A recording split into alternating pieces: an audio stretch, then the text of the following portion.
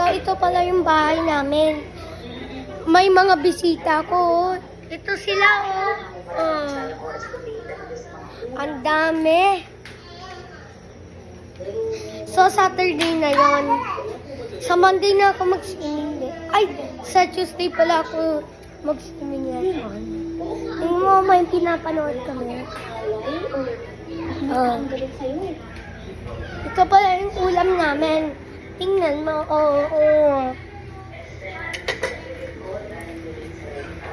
Ang ganda, no? Tapos ito yung laman ng ref. Oh, mga pagkain na masustansya. Ah! Diba? Ang ganda. Bye-bye. Hello!